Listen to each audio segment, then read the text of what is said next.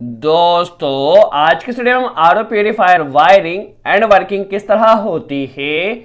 RO purifier में हमें कौन कौन से डिवाइस दिए जाते हैं, हर एक डिवाइस की वर्किंग किस तरह से होती है, कनेक्शन किस तरह किया जाता है, हर एक कॉन्सेप्ट को काफी आसान तरह से सीखने वाले हैं। चलिए वीडियो स्टार्ट करते हैं और सबसे पहले हम हर एक कंपोनेंट्स के बारे में जान लेते हैं। तो देखिए आरओ प्यूरिफायर में हमारे पास एक एसएमपीएस होता है।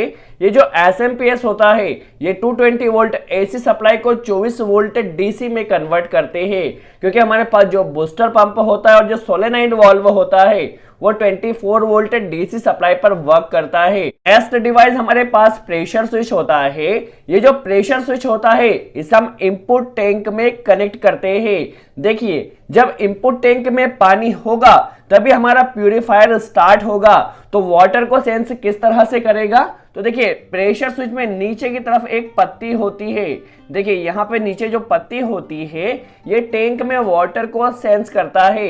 देखिए यदि टैंक में पानी रहेगा तो यहाँ पे पत्ती को सेंस करेगा। यदि पत्ती को सेंस करता है तो ये इसके कांटेक्ट होते हैं। देखिए नॉर्मली यदि टैंक में पानी है तो ये एनसी कांटेक्ट रहेगा और हमारे प्यूरिफायर को स्टार्ट करेगा। दैट मीन्स जब टैंक में पानी रहेगा तब ये एनसी कांटेक्ट रहेगा और हमारा प्यूरिफायर स्टार्ट होगा। यदि बाय डिफॉल्ट इनपुट टैंक में पानी नहीं रहता है उस कंडीशन में यह कांटेक्ट डिस्कनेक्ट हो जाएगा और एनो हो गए। उस कंडीशन में यदि पानी नहीं है तो हमारा प्यूरिफायर कभी भी स्टार्ट नहीं होगा। तो प्रेशर स्विच को इनपुट टैंक में कनेक्ट किया जाता है। अगले डिवाइस की बात की जाए तो हमारे पास एक फ्लोट स्विच होता है। ये जो फ्लोट स्विच होता है इसे आउटपुट टैंक में कनेक्ट किया जाता है। दैट मीन्स जो वाटर हमारे पास प्यूरिफाई होकर आया है उस टैंक में से कनेक्ट किया जाता है। फॉर एग्जाम्पल हमारा यदि वाटर प्यूरिफायर में खत्म हो चुका है, दैट मीन्स जितना वाटर को हमने प्यूरिफाई किया था यदि वो वाटर खत्म हो चुका है उस कंडीशन में फ्लोट स्विच प्यूरिफिकेशन सिस्टम को स्टार्ट करता है और जैसे ही टैंक पूरी तरह से प्यूरिफाई वाटर से भर जाता है उस कंडीशन में फ्लोट स्विच वाटर को स्टॉप कर देता है। दैट मीन्स यदि प्यूरिफिकेशन सिस्टम में जो प्यूरिफाई वाटर है यदि वो खत्म हो जाता है तो फ्लोट स्विच हमारे प्यूरिफिकेशन सिस्टम को स्टार्ट करता है, वाटर फिर प्यूरिफाई होना स्टार्ट हो जाता है। जैसे ही टैंक पूरी तरह से भर जाता है उस कंडीशन में फ्लोट स्विच हमारे प्यूरिफिकेशन सिस्टम को स्टॉप कर देता है। तो देखिए यहाँ पर आपको एक लिमिट स्विच भी दिया गया है। यह इसका कॉमन पॉइंट है, एनो पॉइंट है और एनसी पॉइंट है। आप फ्लोट स्विच पे पहले कांटेक्ट चेक कर लीजिए। देखिए जैसे ही प्यूरिफायर में वाटर पूरी तरह से आ जाएगा ये प्यूरिफिकेशन सिस्टम को स्टॉप कर देगा। यदि वाटर खत्म हो जाता है तो ये प्यूरिफिकेशन सिस्टम को स्टार्ट कर देता है। तो ये फ्लोट स्विच आउटपुट में कनेक्ट किया जाता है। अगली डिवाइस हमारे पास बूस्टर पंप होता है। इस बूस्टर पंप के जरिए ही वाटर हमारे पास टैंक में आता है। चलिए बूस्टर पंप भी नॉर्मली 24 वोल्ट डीसी सप्लाई पर वर्क करता है। नेक्स्ट डिवाइस हमारे पास होती है सोलेनॉइड वाल्व। देखिए ये सोलेनॉइड वाल्व एक तरह से नल की तरह ही वर्क करता है। जिस तरह से हम नल को ओपन करते हैं तो वाटर आने लगता है, इसी तरह से सोलेनॉइड वाल्व में जब हम सप्लाई कनेक्ट करते हैं तो सप्लाई पास होती है। देखिए जैसे ही सप्लाई दी जाएगी तो सोलेनॉइड वाल्व से इनपुट सीधा यहाँ से वाटर पास होगा। तो सोलेनॉइड वाल्व में हमें 24 वोल्ट डीसी कनेक्ट करना होगी। तो सोलेनॉइड वाल्व जैसे ही ऑपरेट होता है, जैसे इसमें सप्लाई दी जाती है वाटर का फ्लो इससे होने लगता है। जैसे ही सप्लाई कट जाती है तो सोलेनॉइड वाल्व हमारा स्टॉप हो जाता है और वाटर का फ्लो यहाँ से रुक जाता है। चलिए ये तो हुआ हमारे डिवाइस की बात। अब कनेक्शन किस तरह से किया जाएगा हम समझ लेते हैं। ये हमारे पास एक एसएमपीएस है, solenoid valve, booster pump, float switch और प्रेशर स्विच। सबसे पहले कनेक्शन की बात की जाए तो हमारे पास 220 volt AC input supply I. सबसे पहले हम न्यूट्रल का कनेक्शन समझ लेते हैं। तो न्यूट्रल देखिए हमें यहाँ पर एसएमपीएस में डायरेक्टली कनेक्ट कर देना है। देखिए न्यूट्रल डायरेक्ट आया। आप फेस की वायरिंग करना है तो देखिए जो प्रेशर स्विच है और जो फ्लोट स्विच है इसमें हमें फेस कनेक्ट करना होता है और सोलेनॉइड वाल्व और बूस्टर पंप में हमें 24 वोल्ट डीसी देना है। तो सबसे पहले हम फेस की वायरिंग प्रेशर स्विच और फ्लोट स्विच में कर लेते हैं। सबसे पहले हमारा जो फेज है वो सबसे पहले हमारे प्रेशर स्विच में आता है। यदि इनपुट टैंक में पानी रहता है तो ये कॉमन और एनसी की तरह बिहेव करता है और सप्लाई पास करता है।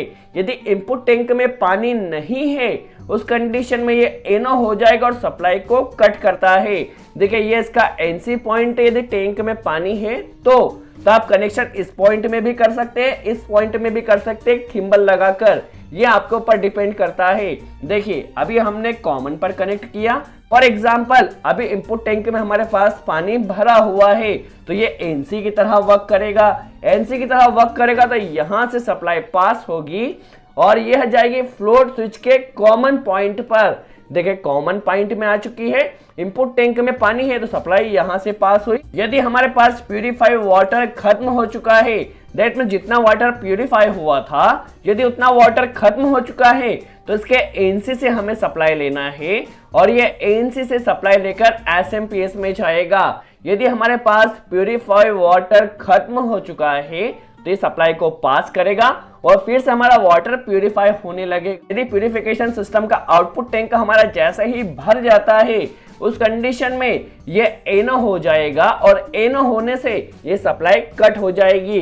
देखिए अभी तक जब हमारे इनपुट टैंक में पानी रहेगा तब यहां से सप्लाई पास होगी। प्यूरिफिकेशन टैंक पूरी तरह से भर जाता है उस कंडीशन में ये सप्लाई यहां से कट हो जाएगी।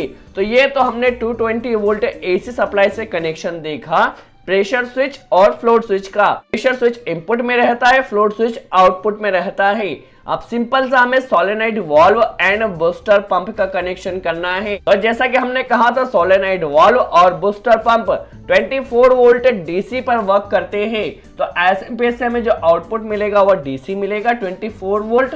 तो कुछ नहीं करना, जस्ट हमें एक न्यूट्रल सबसे पहले बूस्टर पंप में कनेक्ट कर देना है और एक यहीं से न्यूट्रल आपको सोलेनॉइड वाल्व में कनेक्ट कर देना है या नेगेटिव वायर आप कह सकते हैं।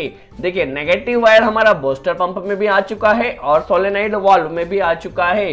अब हमें पॉजिटिव 24 वोल्ट कनेक्ट करना है तो यहीं से एक पॉजिटिव 24 वोल्ट डीसी हमें लेकर इसे बूस्टर पंप में कनेक्ट कर देना है।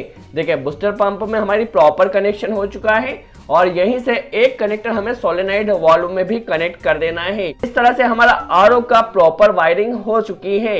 अब वर्किंग किस तरह से रहेगी हम समझ लेते हैं। देखिए जब हमारे इनपुट टैंक में पानी रहेगा तभी यहां से सप्लाई पास होगी। यदि इनपुट टैंक में पानी नहीं है तो सप्लाई कट हो जाएगी। देखिए यदि इनपुट टैंक में पानी है तो यहां से सप्लाई पास होगी और फॉर एग्जांपल हमने जितना वाटर प्यूरिफाई किया था वो खत्म हो चुका है, प्यूरिफिकेशन टैंक हमारा खाली हो चुका है। तो प्यूरिफिकेशन टैंक खाली होने से लिमिट स्विच का देखिए कॉमन और एनसी यूज किया है, यहां से सप्लाई पास होगी और यहां पर आएगी।